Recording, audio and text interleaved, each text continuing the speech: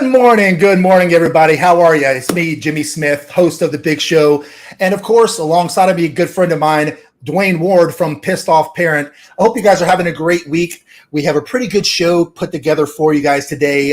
Today's show is kind of special for me. And the reason why I say that is because maybe, 2 or 3 weeks ago, a avid listener of The Big Show, her name is Clover, she had put it in the comment section that she wanted to see a show kind of based and derived around how to be a better father after you split up. So not quite when you are split up. And I don't believe that she wanted to talk about the legality of the fatherhood afterwards. It was more of like, hey, what are my duties? What are some of the things my mindset needs to be? Yeah. How's my interaction?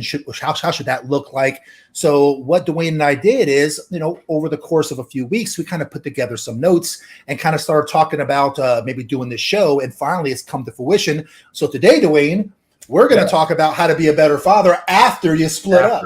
Yeah. Not during, not before, but after. Yeah. And, I think that you have a pretty good idea of the changes that take place because you've been a father during and after a marriage. So have you noticed in your own, a couple times, right? Have you noticed in your own kind of lifestyle that your role as a father changes slightly after the divorce? Yeah. Even with mine, I would probably say it was probably a little different than some of the other folks that are out there. But towards the latter half of my first marriage, I have children from my first marriage. I ended up taking on at the time it was over half, and then as time wore on and the years kind of got worse and worse, I took on all of the duties, the parenting. Raising the kids and all that. So I know there were some parents that, when they were together, they have a 50-50 mindset. She takes them to, preschool, he picks them up, vice versa. She feeds them. She takes care of the front end, he takes care of the back end, or vice versa. Who knows? It's 2023. Who takes them over here, who does this. And then, after you go through your breakup, you have a lot, there's, more dynamics that are involved. You have, of course, new partners on both. You have, two separate living situations. You have separate rules. You have the animosity. Right. I hear all the time, oh, me and my spouse we got along great. Yeah, okay, whatever.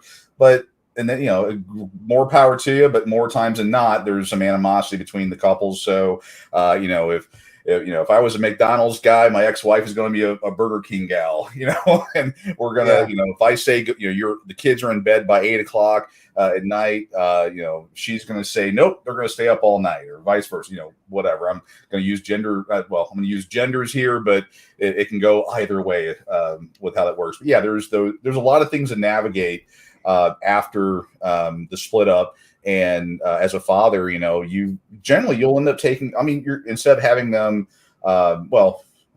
hopefully you have them 50% of the time, but when you have them 100%.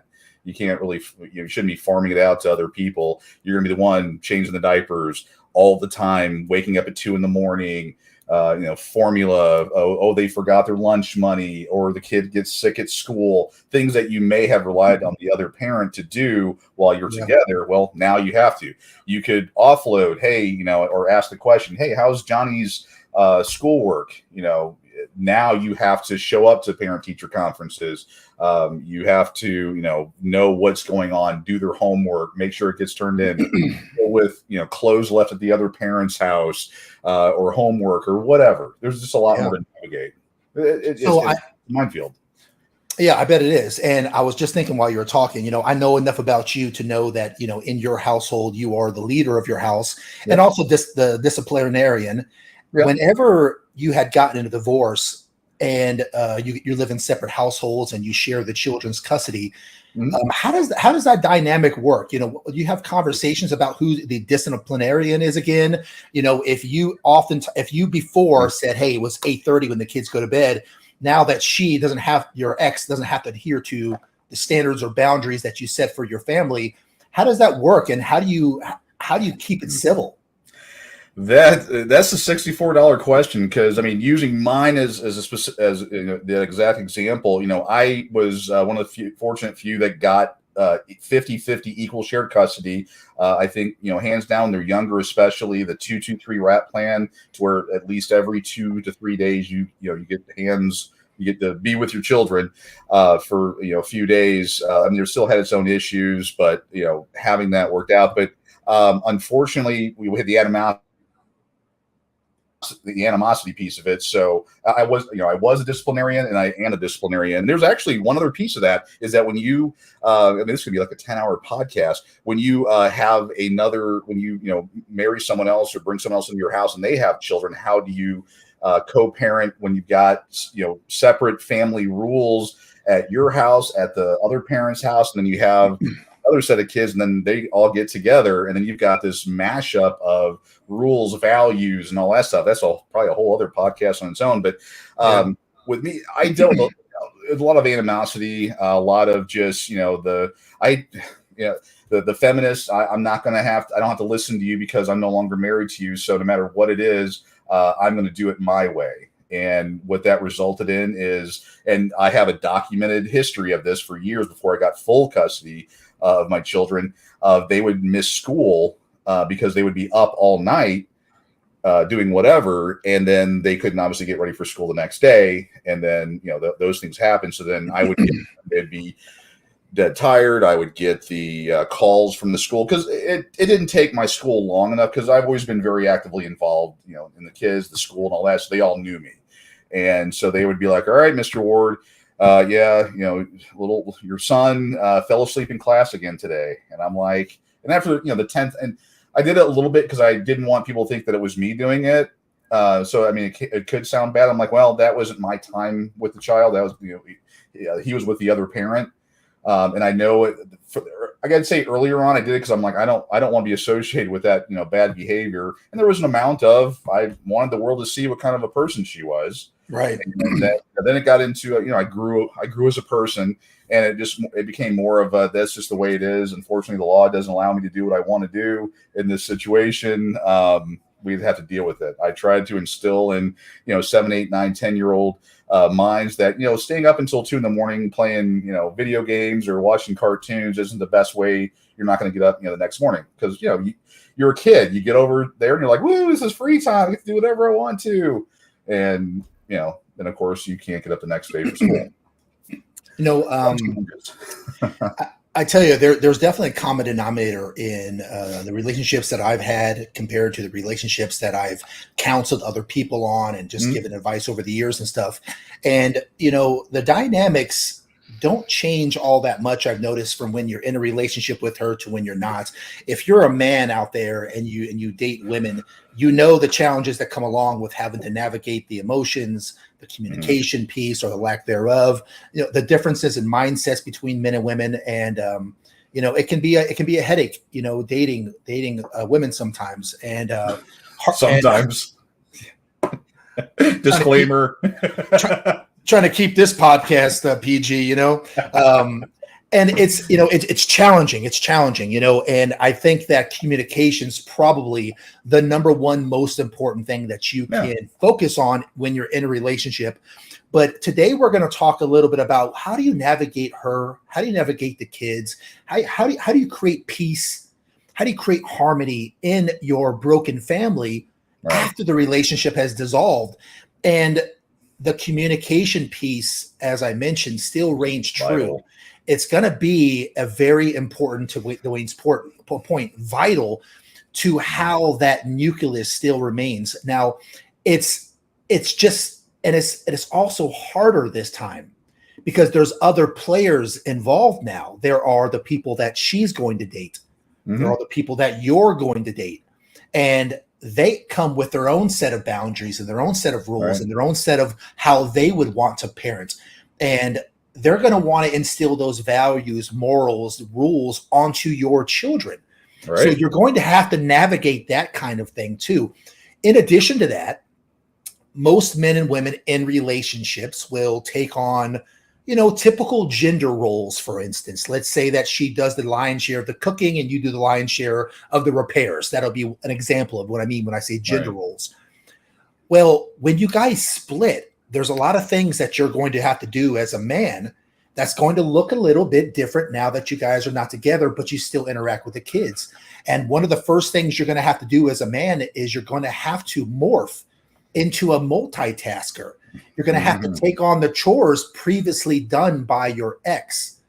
So as a man, or I should say as a father, if you want to know how to be a better father after you break up, you have to understand that you're going to have to be better at multitasking. And women by nature are better than men when it comes to multitasking. So men, we're going to have to move in a different way. Here's a good example of what I mean whenever I talk about multitasking. Picture yourself, it's breakfast time. You just cracked the eggs, you put them on the griddle. The water for the coffee is boiling in the other room. Your 2-year-old son has peed on the linoleum floor. So now you got to run upstairs and you're looking for a towel and new diapers. And as you're sopping up the pee, your 4-year-old daughter nudges you and she insists that you help her put on the dress onto the doll. And now you're back downstairs. You're back to the eggs on the griddle. You have to get them off the griddle ASAP before they start to burn. But you have to wash a dish before that happens because you forgot to get a dry dish. This is what I mean, guys, when I talk about multitasking. There's going to be controlled chaos happening in your life at all times, and it's not going to be as easy as they sit down, watch TV, they sit down, you give them an iPad, and then it's all peace. There's going to be a lot of chaos in that household. So, before your breakup, you probably really had no clue as to all the ins and outs because you had someone there to help. Now you guys are going to learn that, there's a lot of things that she did that you're going to have to take on, and vice versa. Right. On her end, there's a lot of things that she's going to have to take on as well. You weren't really in the game to this depth before when she was around, and some days are going to go smooth and some won't, but you will learn how to be an effective multitasker by not wasting steps. So that will be the first thing that I would say to the men out there when trying to figure out how to be the best father. You want to be better at becoming a multitasker. Whenever you are trying to do the best you can, once you're away from the stress of a failed relationship, try to become more relaxed, more reflective, try to be more present. And if you can, the result's going to be, you'll be able to enjoy being fully immersed with your life, raising your kids. That's the second thing that I see a lot of parents fail at when they've split up is they can't get over the breakup. They're still bitter about it. They're in this scarcity mindset. They can't relax. They can't. They do a poor job at reflecting back on what happened, and it keeps them from being the best parent that they can. So what I want you guys to do, and it's certainly easier said than done, but try to take the time when you're not around your kids to reflect. Don't necessarily do that when they're around. You don't want to talk bad about her. You don't want to get them involved in the chaos that you guys had in the past. And that way, whenever you are with your kids, you can truly be immersed with the life of you raising your kids. After a breakup, you may have to move into a small apartment that is less desirable than the house that you used to own. It might even be in a less desirable area of the town. It's probably going to need some love in order to make it a home. You won't be happy about it. You won't have anything on the walls, more than likely, because you weren't the one decorating. She was the one decorating. There won't be much furniture. It won't have that homely feel to it. One guy had told me once, he said, Jim, the first thing I did was I bought a diffuser with essence oils, those oils, whatever. And I said, really? I said, why do that? He goes, look, my house was bare. I didn't have any paintings. I didn't have any nice little trinkets that she put around. It was like a mattress and a TV and an entertainment system. So I went and bought this diffuser and I bought these essential oils. And after the kids got home from school, I turned it on and read them books on the couch. And at bedtime, we'd cuddle together with the calming smell of lavender, and it was like a ritual to kind of warm up the space of the house. And he said that he found that it actually brought them closer together, and the kids loved it. This was that guy's way of getting, into the moment with his kids, of letting go of his wandering mind and learning how to just be present with your kids. And that guy had to face the reality, just like many of you are having to face the reality. But just like him, you guys really have no choice but to own the reality that you're in. So don't feel bad that you're in a less desirable house on a side of town that you work really hard to get out of. Try not to let it make you so angry that you are not the kind and caliber of father that your kids deserve. Because the guy that I just talked about with the oils, we know that stuff cost probably $8 at the store, but it became a ritual and their kids loved it. And he talked about how when they would come over, if he forgot to put the oils on, they would say something about it, and then he'd get back to reading a book. So it doesn't matter that you have a huge house. It doesn't matter that you have a fancy car. All that matters is that you're present with your kids and that you're spending quality time with them. I can definitely attest to that. With my divorce, I was kicked out of the house that I bought and paid for. When I say I bought and paid for it, I was, I think, in my late 30s, and I paid off my house. That's where I was. Single income family, one person. It can be, could be done. My kids, they talk about the rental house that I ended up having to get, and I found one that was within school distance and all that, because obviously that was my focus.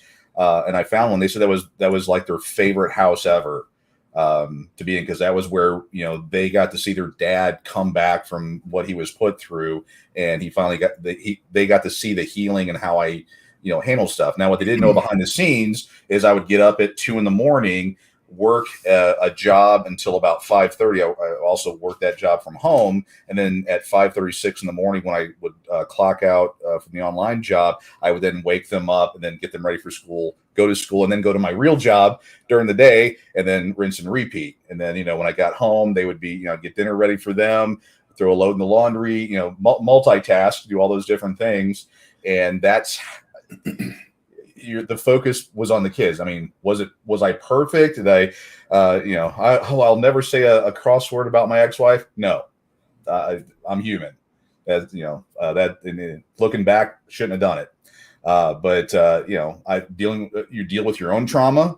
You deal with because you have enough crap during the day that fills up a normal person's day. You put a breakup on top of it, child support, she's nailing the neighbor now, all those different things. Yeah, you're a mess. And then you've got to figure out a way to, one person commented, paying for 2 people's households. Yeah, that's the way it is today, because not enough people get together to fight the system.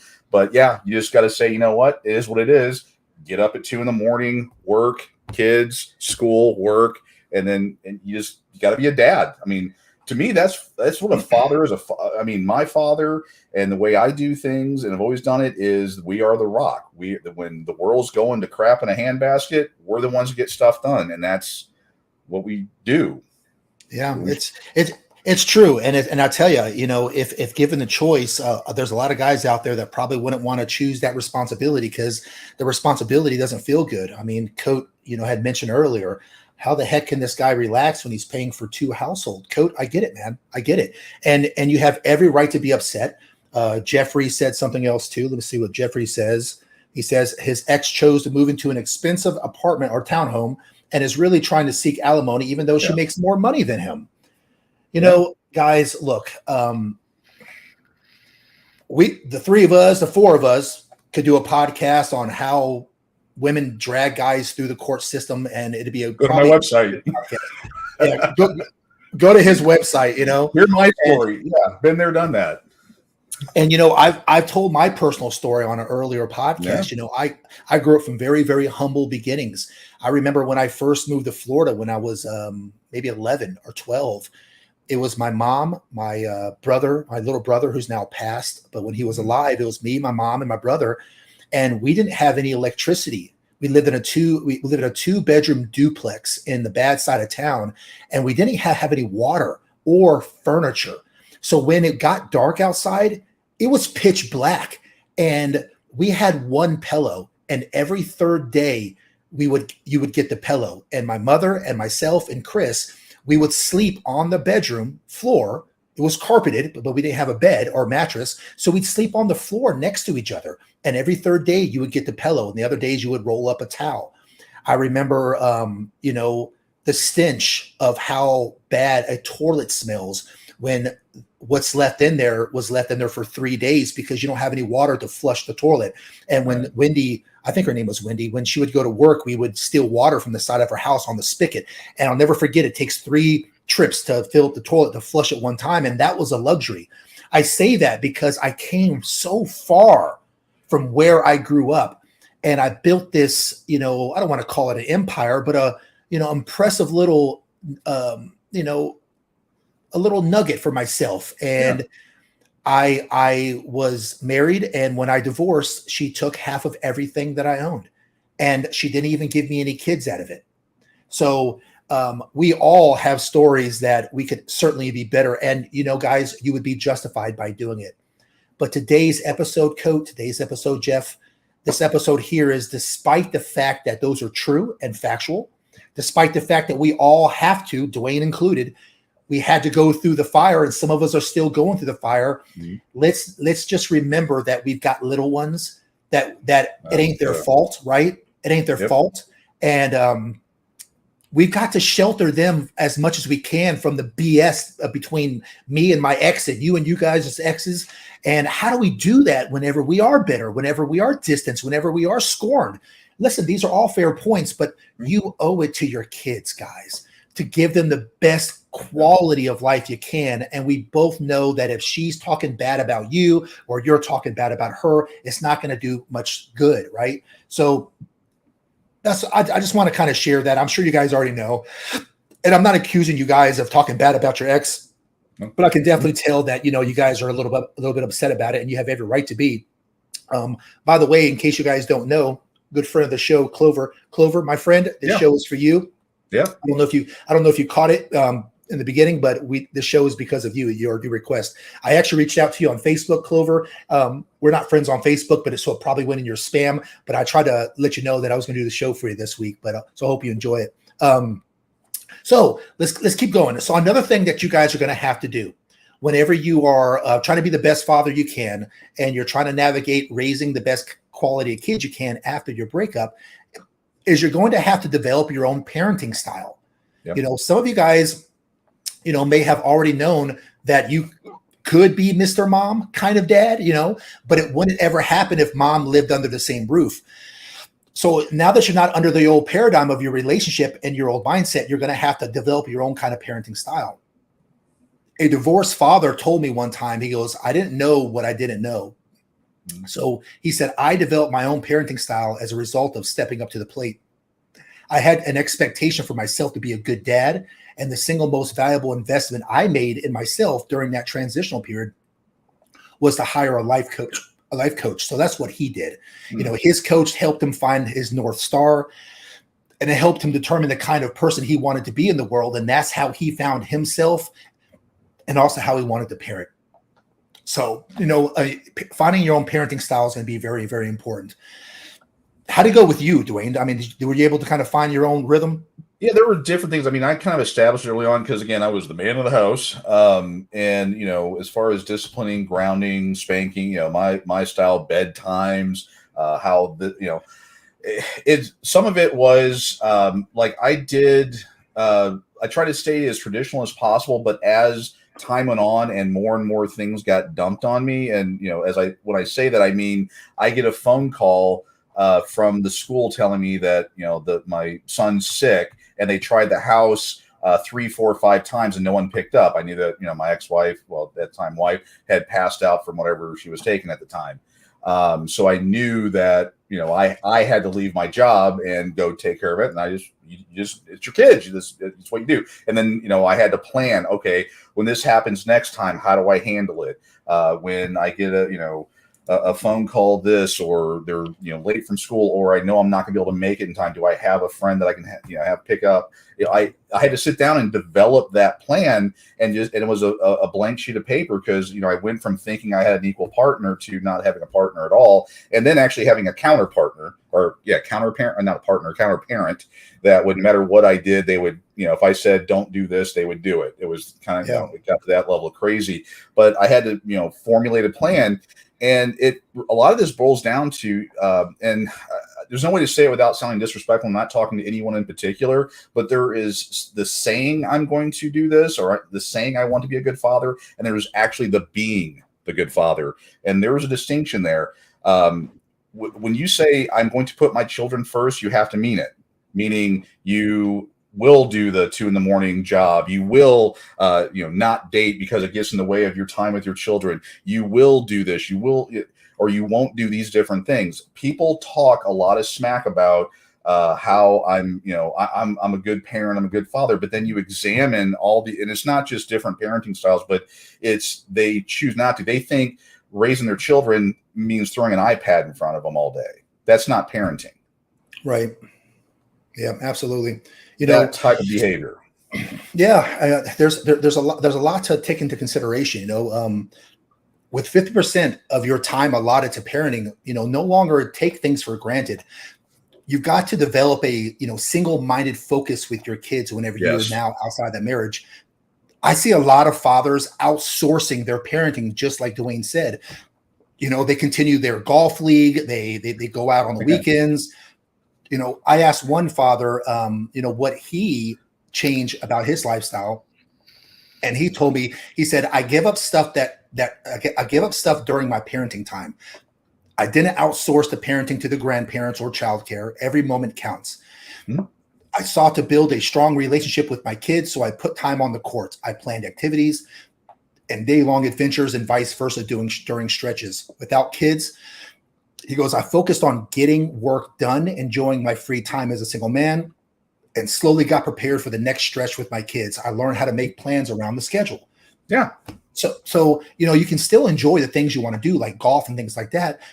But whenever it's your turn for the kids, don't outsource that to iPads, grandparents, childcare. Do the best you can to really spend that time with your kids. Well, if you're into golf, take your kids golfing. I mean, part of your job as a parent is instilling your values and things. I mean, my kids are quasi nerds, partly because I've instilled the nerd DNA gene. Well, they already had it anyway, but I would take them to Comic-Cons. If there's things that I enjoy doing, I obviously would check with them and make sure it wasn't anything weird or whatever. But, and I would find out what they want to do. Like, one of my oldest son, he loved YouTubing and gaming and stuff like that. Go figure. And so I would find like a Comic-Con kind of thing that had like some of his favorite YouTubers at that. And we'd go out and spend the day doing that. We would spend time doing stuff he enjoyed, I enjoyed. And there was those bonding times. That's what I'm talking about. When you're talking about, go out golfing, well, take your kids golfing with you. Teach That's them. right. That's what dad, I don't want to keep going off on all these different teams, but that's our job as dads, is we're supposed to teach and train and instill these different things into our kids. If you like golfing, I personally can't stand golfing. But if you like golfing, take your kids with you, teach them how to golf. It'll be a bonding thing that you guys will remember for the rest of your lives. That's what I talk about with parenting. Yeah. You become closer with your children, like so many nuclear families. Mom was the center of everything and dad was the supporting player. Now you're going to have to become the center of everything when they're with you. So you're going to have to find ways to be closer. You have to figure out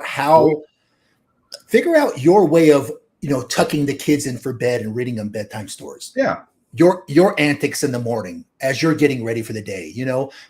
What are your inside jokes? What are your rules? What are your special weekend adventures? Your kids need to know who you are. Right. And you need to know them in a way that you probably didn't think was possible when you and your ex co-parented under one roof. Now, you and the kids have your own language. You guys have your own way of knowing each other's idiosyncrasies. Right. Yeah. So definitely become closer. Yeah, I mean, yeah, morning routines. Well,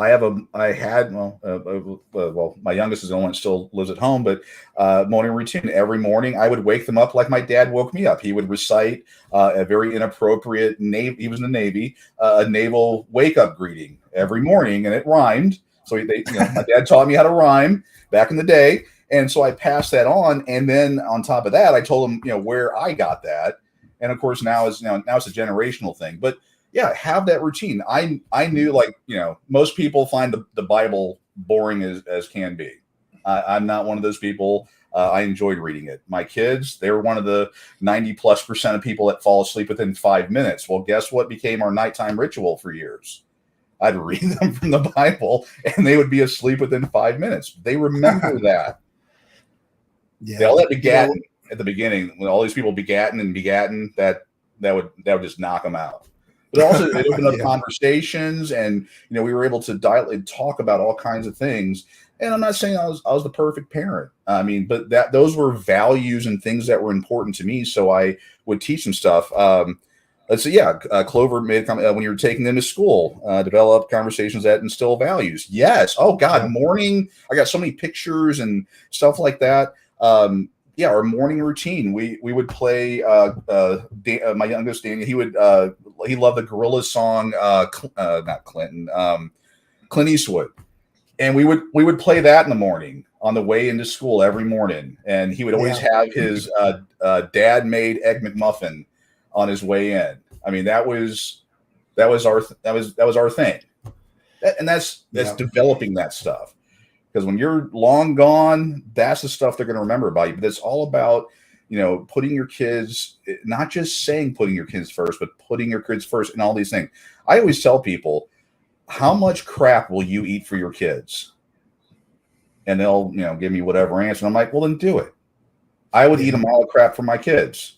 I've ate more than my fair share. And I'll continue to do it to make sure that they're okay. That's what a dad does. Yeah. Sorry, in addition to that, no, great points, man. Great points. And another thing, guys, that you need to do, and this will help you become better fathers, is working on yourself. Get focused on repairing that old damaged relationship. Yes. Work on yourself. Kind of get it out of your system. Improve your self-esteem and the surrounding support system, because you need to do that in order to raise your good kids. Yeah. The best way to repair damaged relationships is consistency. Mm-hmm. Don't miss child support payments. Don't be late. Follow through on your word. Be a responsible parent through and through. Make the effort front and center. Be cordial, friendly, and communicative with your co-parent during your kids' exchanges. These are all deposits in your emotional bank account, and they add up over the years. Mm-hmm. Earn that respect, and that respect over time will, burn black holes in the darkest memories of before. Now you might be able to call your co-parent as a friend. You call her a friend. You might be able to call her a friend one day. I don't know. Some of you can't, but maybe one day. I don't know. Some of us. I'm gonna have to say no, dog. Yeah. Not your first wife. That's for sure. Yeah, not the first and second. but for some of you guys, you can actually turn the corner and have a lifelong relationship, because at the end of the day, that she is the only one in this world that loves your kids as much as you do. Guys, think about that. No one in this world loves your kids as much as you and that woman does. To the rest of the world, they're just a couple more kids, but to you two, they mean everything. So having a cordial relationship with your ex, even if she's trash, even if you never go back with her again, it shows good character. Yeah. And maybe one day you guys can call each other friends, but you're by her side. You're going to be co-parenting for the rest of your life, so you might as well make the best of it.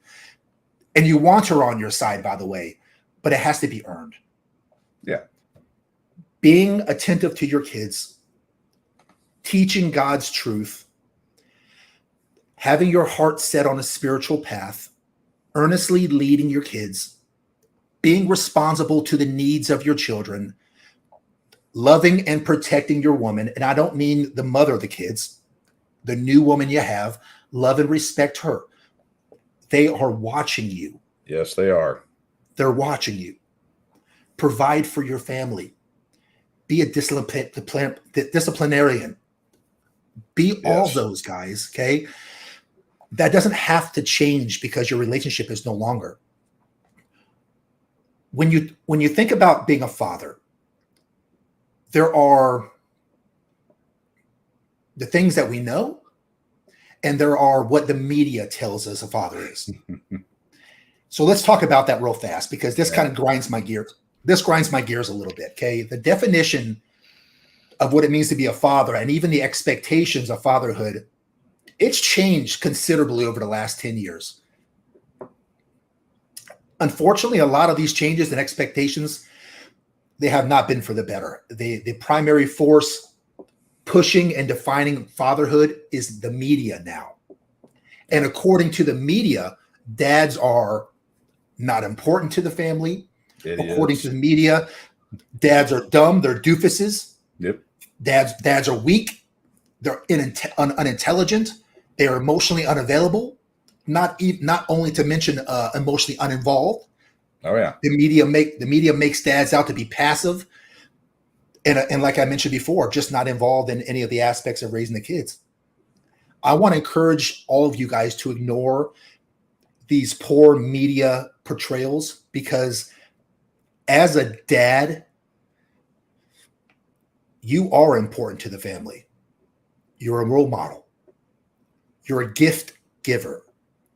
You're an unconditional lover of your kids. You're a disciplinarian. You are a provider. And last and mostly not least, you do love your mom's kids. I'm sorry, your kids' moms. You do love her. You loved her at least once, and you'll probably always love her in some regard. You don't have to be in love with her, but try to do the best you can to show each other respect, because your kids love you and they love her. So at the very least, try to be cordial. Don't throw daggers. Don't throw shade. Do the best you can on your side. You can't control her, but you can control how you react. I just tell people this is chess, not checkers. Yeah, look at the end game. What do you want at the end of all this? Do you want happy, productive children? You know, yes, you do. I would assume that you do. You don't want them. You know, again, the statistics are out there. You can go to pissedoffparent.com and see statistics on what happens when the dad's removed from the house. I mean, you've got 90% of runaways, 71% of high school dropouts, 85% of the people in prison, and then 75% of all rapists, I can't say the actual word, are there because they came from fatherless homes. You know, a father being removed out of the picture, which happens a lot, and fathers that aren't involved. That's where those numbers come from. We see it in the news every single day. Dads, we've got to be involved. It's unfortunate. I know, and again, again, Jimmy, to be, I love you, but you gotta love the mom. My ex-wife, but I have grown less angry at her because of all the things she's done and hasn't done and all that stuff. I can honestly say I'll never love her or want to do anything having to do with her. That's call me a small person or whatever. I that's just something I can't get there. But I look at if I have to eat some crap in order to make sure my kids are taken care of, I'm kind of like taking what you said and modifying it to the world I have to live in. If I eat some crap in order to make sure my kids are taken care of, then I'll do it. If I got to kiss the butt in order to make sure my kids get a whatever, I'll do that. Yeah. And that's fair. That's fair. I know that some of the women out there, your guys' exes, you're never going to be able to love like that. But if you can't love your ex, then love the woman that you're with now. Yeah. Is that fair? Because I want your kids to see their father love a woman. Oh yeah. So, and we've seen, like in mine, we've seen that, like, I hold the door, little things like I hold the door open for Brandy. My oldest, when he's dating now, his girlfriend holds the door open every single time. He watched that. He watched it even before. That's the behavior I did with the person that I cared about at the time. they saw that behavior, they're watching and picking up on all the things that you're doing. If you're being shady or doing this or being lazy or not doing, they're getting an idea of what kind of person they're going to be from the stuff from their, their audience, you and the other parent. And doesn't happen all the time, but even if you're facing issues now where the other parent's bad mouthing you or your kids actually believe some of the nonsense, I'm hoping to God none of it's true that happens. If it is, change or make it better, but they will eventually find things out. We lovingly refer to him as the Godfather. This guy hadn't seen his grandkids, I think ever, or maybe once in like 5, 6, 10, whatever years. Just recently, about a month ago, he was able to see one of his grandkids, actually one of his other grandkids that was just born, because they were able to reconcile after years. It just took that kind of time. You got to work on yourself, be a better person, do the things that you've got to do to, keep the kids the number one focus. So let's talk about what if you feel like you don't have the qualities to be a good father. But before we do, let me give a shout out to Jeremy B for his $25 donation. Jeremy, I appreciate you. You rock, my friend. Thank you for contributing to the Big Show program. And Jeremy also says, burn black holes in the memories of before is a t-shirt. I didn't know that. I did not know that. Okay, cool. I probably stole it from a t-shirt. I don't know. But so guys, let's talk about what if you don't have the qualities of a good father? Okay, look. Yeah. Because I get a lot of guys that come to me and go, Jimmy, I try my best, I fail. I try to talk to her, I can't succeed. I do this, I'm always a failure. I'm no good. I'm just not cut out to do this. Look, guys, many dads out there are going to look at the list that Dwayne and I are talking about and start to feel like they're being judged, or worse, like they're not good enough. Okay. I don't want you to look at the list that we're talking about as the measure of being a good father. What I mean is, if you don't have all these traits, it does not mean you're not a good dad. First of all, there's no judgment here, first of all, okay? Second of all, don't beat yourself over the head for not having all these qualities. It would be pretty much impossible for one dad to excel at all these traits. Also, many of the traits we're going to mention will come easier to fathers than others. I don't expect you to be flawless. I don't expect you to be super dad. I'm expecting you to try. That's what I'm expecting you to do. Yeah. I'm expecting you to put your kids first and your feelings second. I'm expecting you to put your kids first and the damaged relationship and all the BS she put you through second. Right. That's what I'm saying, okay? So by looking at these qualities of a father, what should your goals be then, okay? Instead, let's look at these qualities or traits as a dad as something to work towards as you go through your fatherhood journey. So if you don't have them all down, then it's just a journey that you guys are moving towards. So look at them as like goals. You'll never be perfect in all of this, okay? And that's fine. Perfection is not the point anyhow. It's all about being better.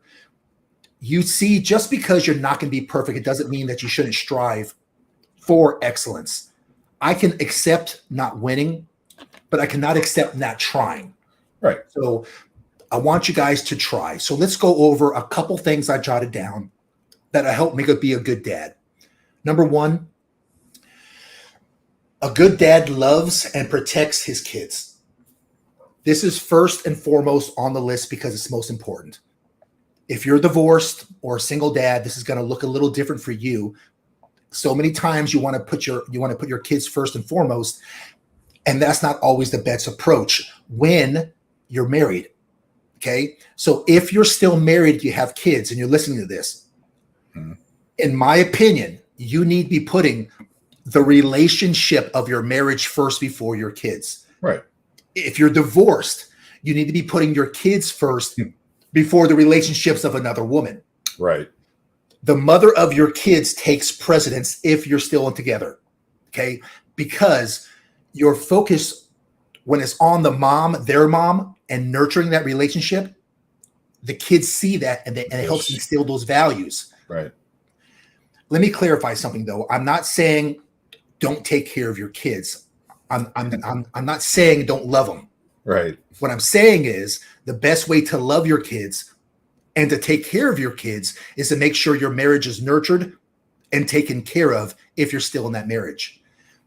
When your marriage is good and nurtured, your kids and your family are more likely to be taken care of and be successful as a result.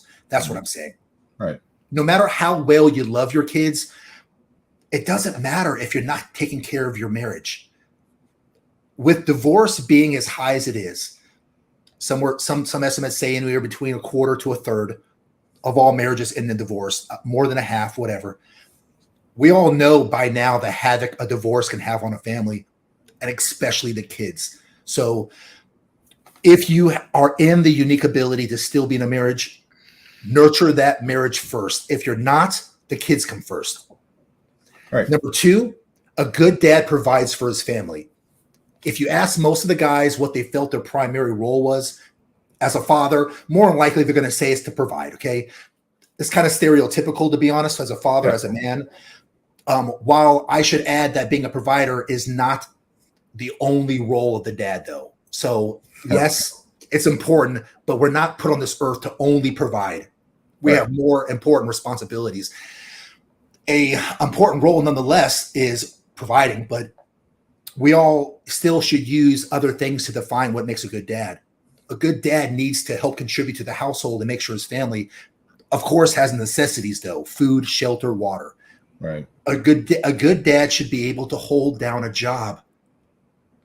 By holding down a job, you're demonstrating to your kids the value of good work ethic. Mm-hmm. For the dads that are stay-at-home dads, you're not off the hook, okay, for providing, that is. Right. It looks a little different. When you're a stay-at-home dad, it could mean that your kids are taken care of, the housework, making sure the house is in order, things like that. Mm-hmm. Number three, a good dad disciplines. You don't have to teach your kids how to lie or be bad. They know how to do all of that on their own. Yeah. What you do have to teach them, though, is how to be good. That's where discipline comes into play. Good dad knows that they should discipline their kids. They also know it's important that their discipline is coming from a place of love, though. Right. You can't just be the hammer all the time, guys.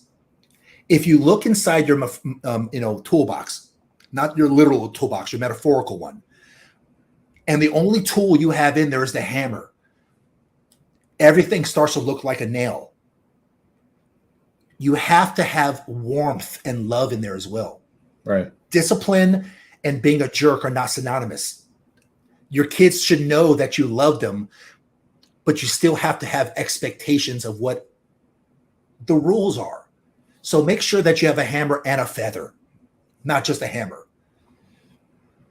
You need to be consistent in your discipline as well. Firm in your teaching.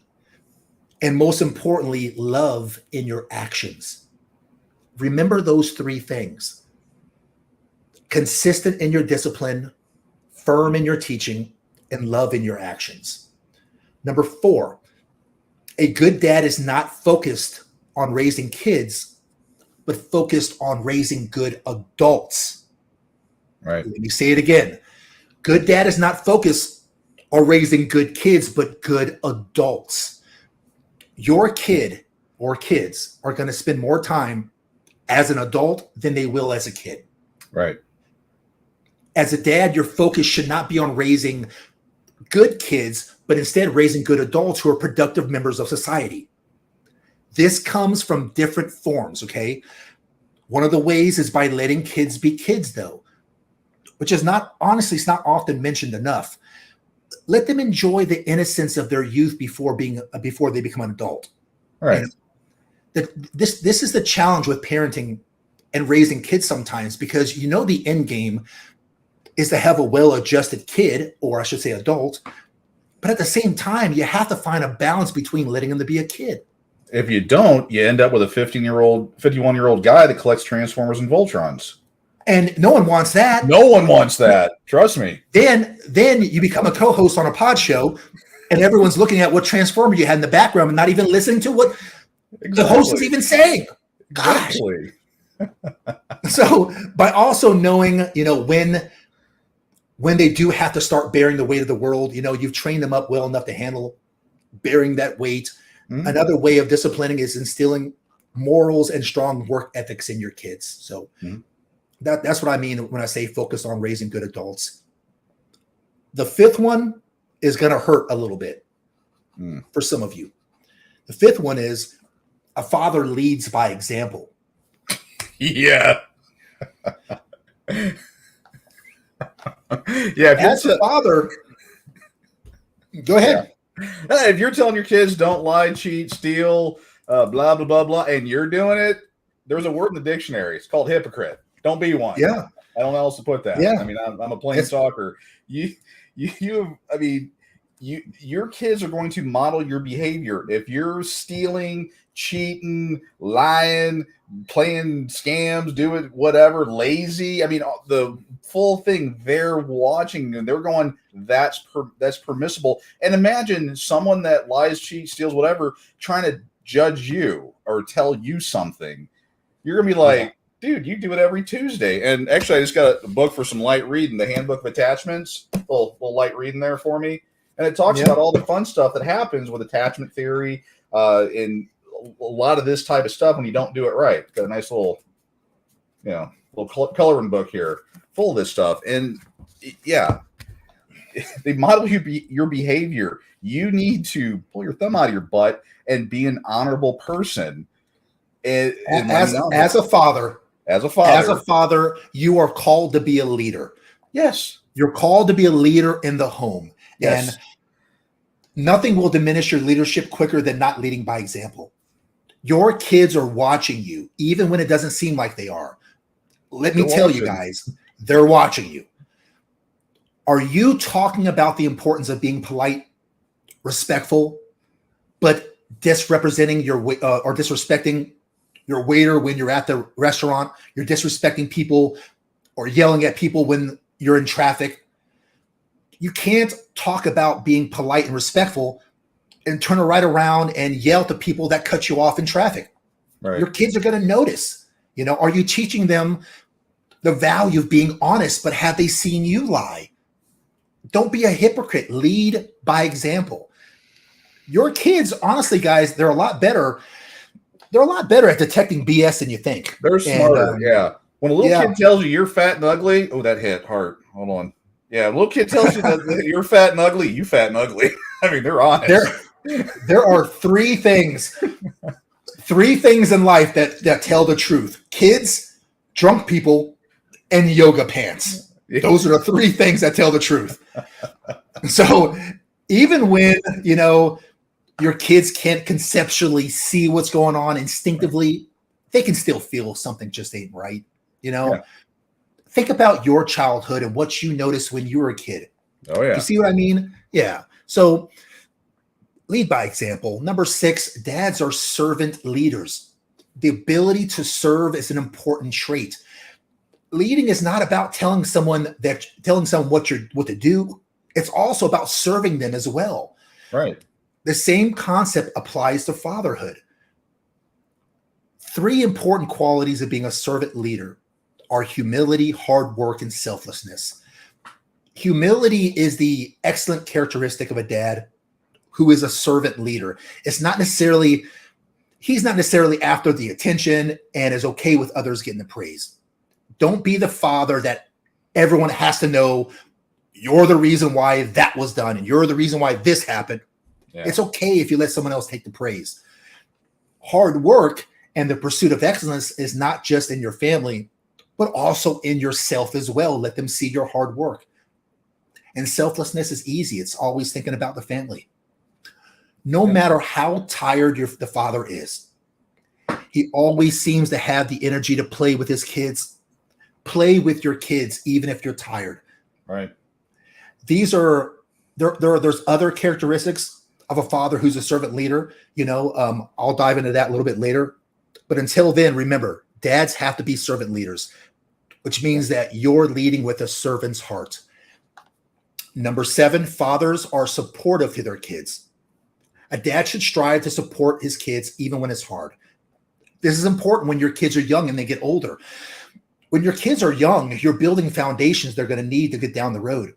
As they get older, though, you have to support them in their drive for excellence in their endeavors.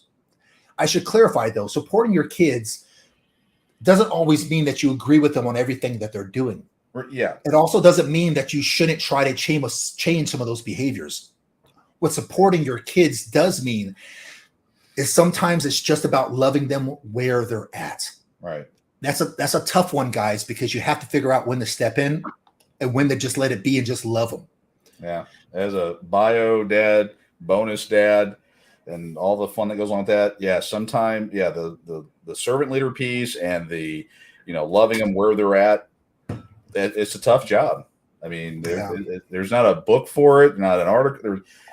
You have to just figure this stuff out. And you as a dad, you've got to spend whatever little time, whatever free time you have trying to figure that out, because you're already getting, you're already the guy on, the shore. They were getting, bombed and all that stuff. You've got to take that 2-minute window and figure out, okay, what's going to happen? How's this going to be a benefit for their overall well-being 10, 20, 30 years from now? That when I talk about chess, not checkers, that's the stuff I talk about. When your kid gets in trouble, or they want to, learn how to play an instrument, or go off to a certain school to learn something, you got to see, does this make sense? Is this going to be the best thing for them? That's your job as a dad. Yeah. The next one, number 8. This one's going to be hard for some of you guys to hear too, but it's true. A good father is slow to anger. Yeah. I've mentioned a couple times. Yeah. I mentioned a couple times already about the negative condensation that men get when they display, what the stereotypical man is. They have these, we're stereotyped as having these feminine emotions. So, for example, crying to some lesser extent, softer emotions like empathy. Instead, the emotions dad gets portrayed is having nothing but anger. When they get angry, they act in poor manners. Unfortunately, we seem to be starting to normalize some of these behaviors, right? And it's not good. I mean, look at how the media portrays dads, for example. In the media, dads are portrayed by TV shows that have the emotional equivalent of a toddler. Mm-hmm. And I'm not saying don't get angry. That would be silly. You're going to get angry. It's going to happen. But what's important is how you act. The test of fatherhood is your ability to manage and maintain those emotions. Right. Having emotional control is important as men. That's what we are good at. Well, I'm the pissed off parent. You would think I'd be pissed off all the time.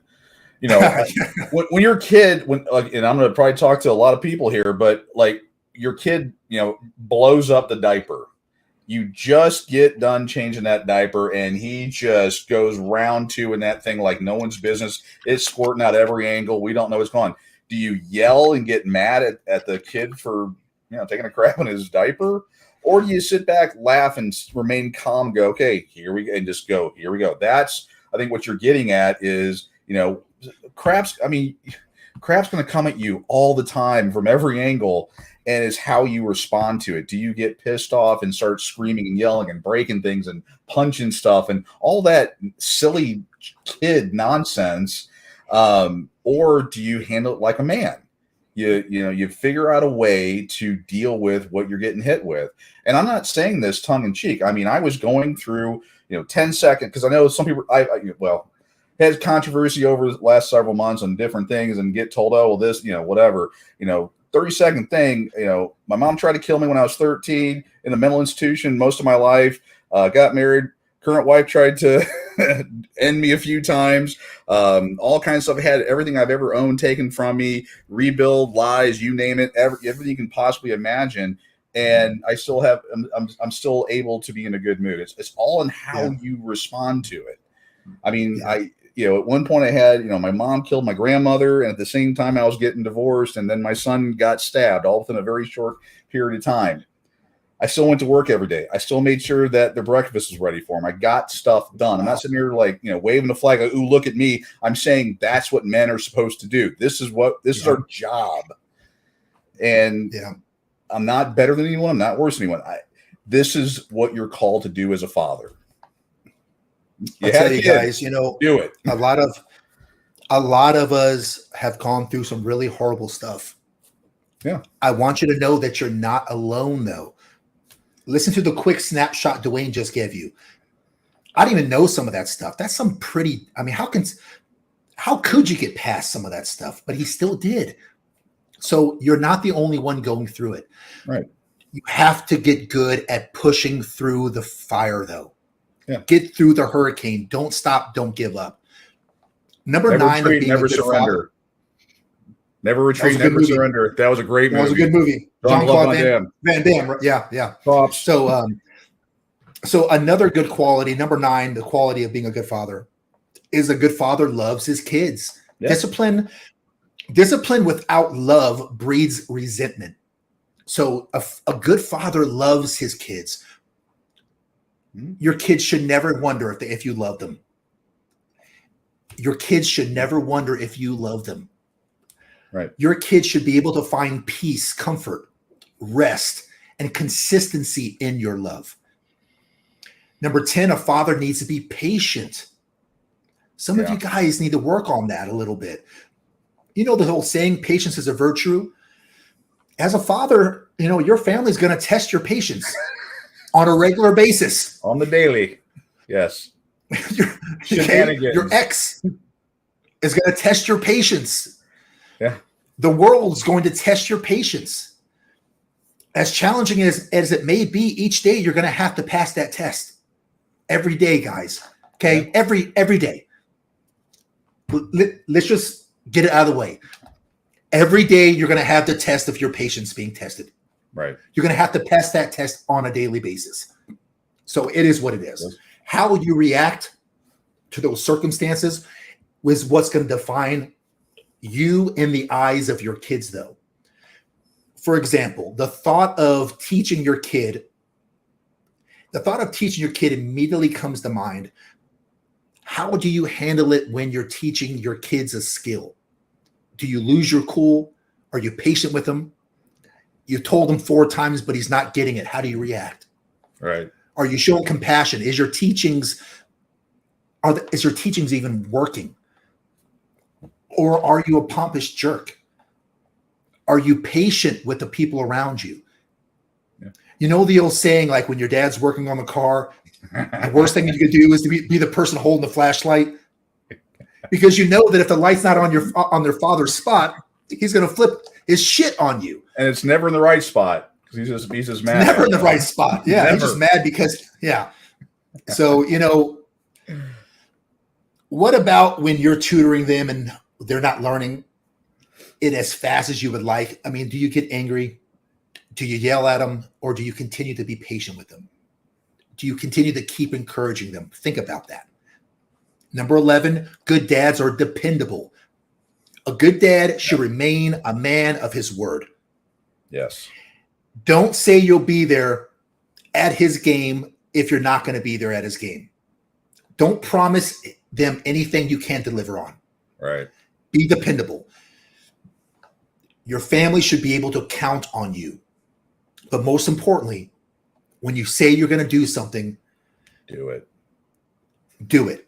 Your kids have to, especially your kids, they have to know it's going to happen.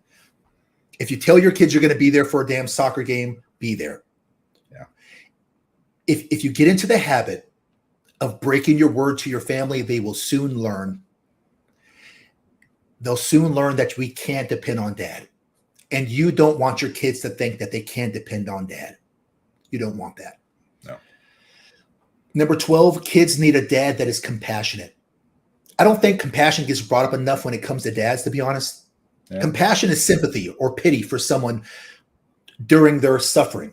With that being said, you have to understand it's a valuable trait as a father, because fathers don't typically do that in mass.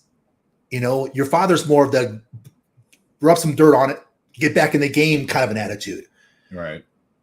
Your child for the next 10 plus years is going to think the world is ending for every scrape, bump, and bruise. Every heartache your kid go through is going to be the end of the world. End of the world. Okay. You don't have to like it, but you should coach them out of it. When you're coaching, remember compassion. You might not think it's that big of a deal. Honestly, most of it might not even be, but it should still not matter.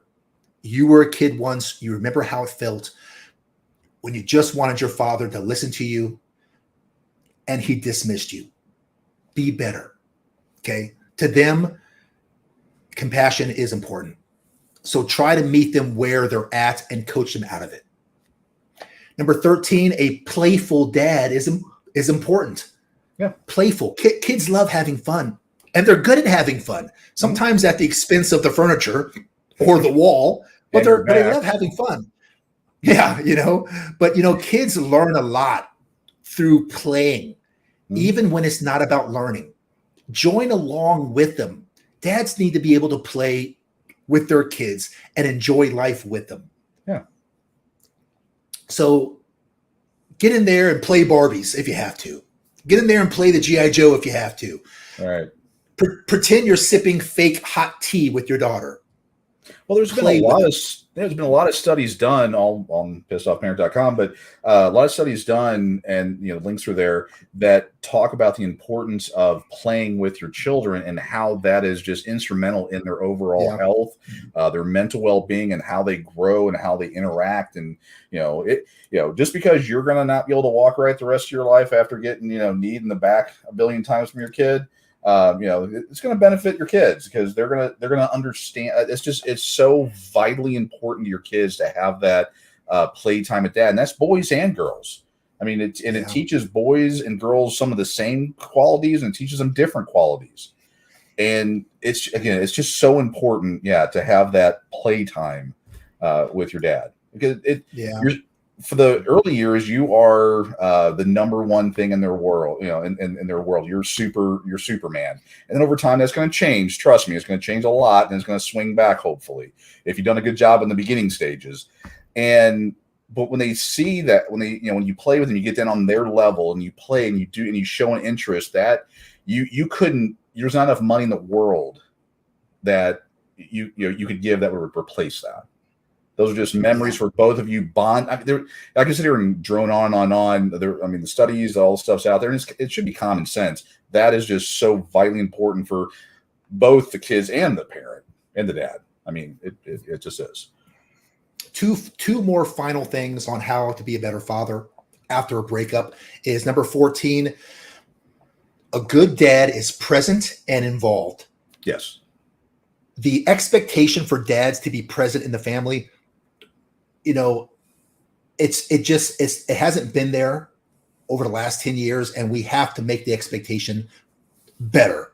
We have to make sure that the kids know that dad's going to be around. We've already mentioned the consequences of being an absent father. Dwayne and I have talked about it many times. Yeah. Your fatherly role is not just about working and providing. It goes beyond that. Now, don't get me wrong.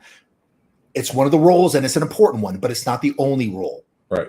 The interesting thing is, to your kids, being a provider will not even be the most important role to them. They don't understand how important it is, your provision. They're going to think that provision is not even the most important role.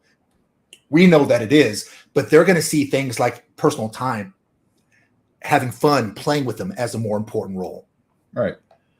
So you want to be present in their life, both on a physical level and a mental level and emotional level. Yeah, I mean, why do you think I think it was Cat Stevens, actually, I think Ugly Kid Joe redid it, which I like that version better, but Cats in the Cradle, that song Cats in the Cradle and Silver Spoon. Yeah. That whole song is about that, is about a dad that, doesn't spend any time with his kid. The kid grows up and, he's watching his dad. So then when the roles reverse and the father's now old and wants to have a relationship with his kid, the kid's like, hey, I'm busy just like you are. Sorry, man. Can't help you. They're always watching, but being present. All the things that you've talked about tonight are just, all of them are key. And when you're talking about, no judgment, if you haven't been doing those things, right now, make that decision. I'm going to go get into the Dad Talk Today support group and go, look, I don't know how to do this, or my situation is, I don't see my kids, I see them every other weekend, or I've got to work, or I've got to, and, lean on those people, one, for a little bit of therapy, two, to get some ideas on how you can go, how can I be a better father? And if you've screwed up, I've screwed up. No one here is perfect. You go, you know what? I screwed up. I'm going to do better. Now, what I do, and this is my values, is when I have screwed up, I sit my kids down and go, look, I screwed up. This is where I screwed up. I'm going to do better. And your kids will respect you for that. Again, you can't, we're human. We're not going to be 100% all the time on some of this stuff. You're going to get cut off in traffic after a full day of eating crap, and your ex called you and called you all kinds of names and whatever, and you're going to snap at your kids. It's true. I remember one time I was taking the kids to my father's gravesite. It was a very big bad day all the way around, and they were in there going nuts, and I snapped. I yelled at them. They, shut up, and it was the end of it. It was just a very emotional time for me. After we got away from that, I sat them down and said, look, I screwed up. I should not have yelled at you. Explained why. I'm going to do better. And then we moved on. Yeah. Get into the support groups, get your accountability partners, get friends, get out there and talk about it. If you're like, look, I'm not measuring up for whatever reason, no harm in that. Then you get in there. It's like anything else. Jimmy, if some fat guy got a hold of you, and don't be looking at me, but some fat guy gets a hold of you and says, man, I can't get the weight down. You're going to go, okay, admit you got a problem and start working on it. Get a plan. That's what us men do. We plan, we execute, we do the things we got to do. You get in there, you figure out, hey, I've got a problem. Let's figure it out. Get some tools and start working on it and get better. Make tomorrow better than yesterday.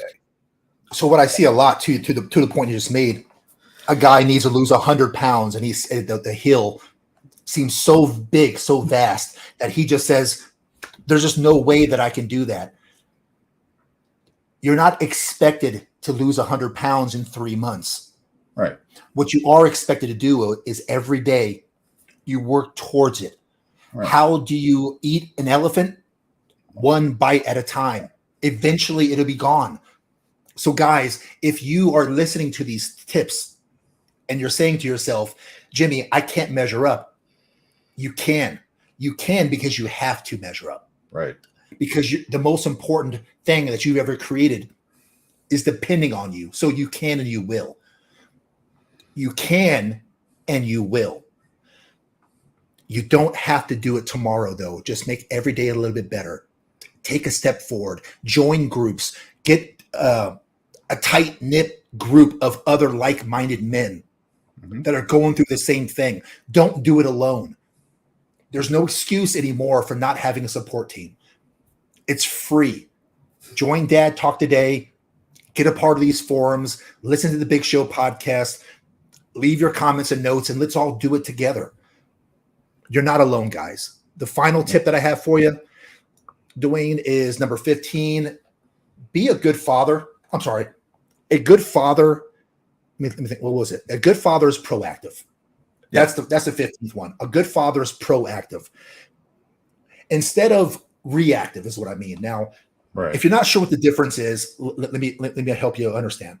Being proactive means making changes when you see something that could go wrong.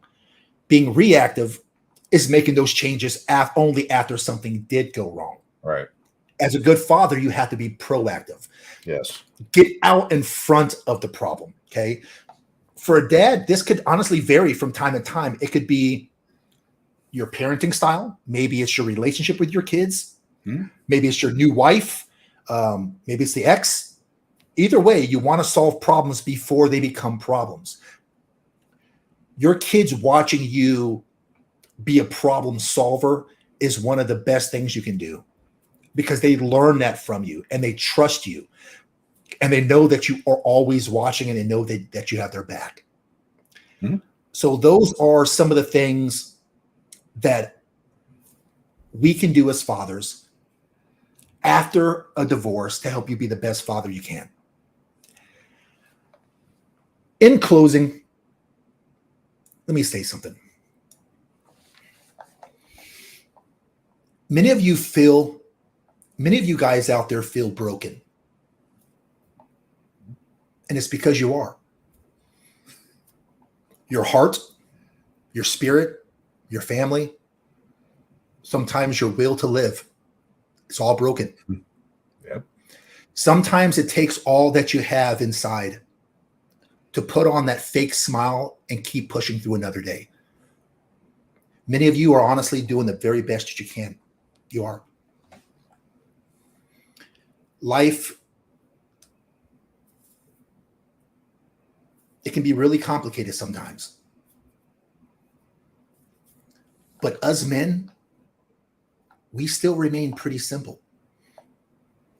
We work hard. We work so hard, but require so little to keep going.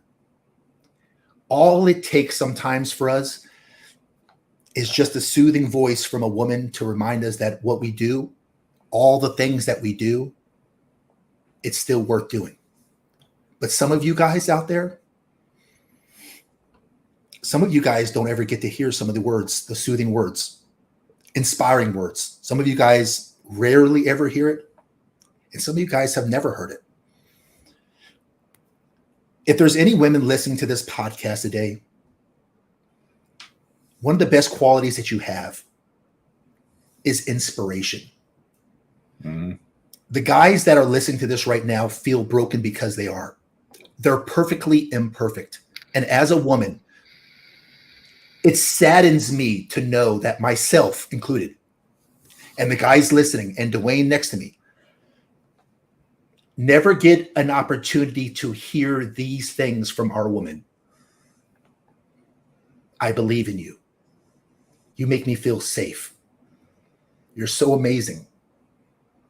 I trust you. I want you. I respect you. I love the man that you've become. They don't hear her say, you're my best friend. You're an amazing leader. I'm so proud of you. I love you for you. What can I do for you? You always know how to make me feel better. You make me a better person. Or what a lot of guys just want to hear sometimes is her to say, I'm with you no matter what. And mean it. Yeah. If you guys, if you haven't heard those things lately or ever, let me say this, guys. I'm proud of you. I'm proud of you, and I respect you for all that you've done because I know you're going through a lot. Never give up. You were meant for greatness. And no matter what life throws at you, you'll get through it.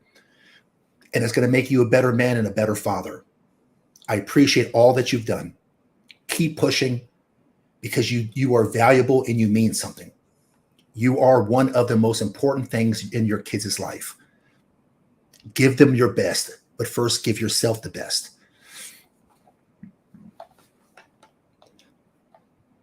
I want to thank you guys for tuning in to another week of The Big Show. I hope you guys enjoyed this episode. Clover, this one was for you, my friend. Guys, if you have any requests for a future podcast, throw us a line. I'll do the best I can to put something together for you. The Big Show podcast is here every Sunday evening at 6 p.m. Central, 7 p.m. Eastern. And Dwayne, my good friend and co-host, we're always here doing this stuff to you. Until next week, I hope you guys have a great, great week, and we'll see you guys next Sunday. Be the best you can this week. We'll talk to you soon.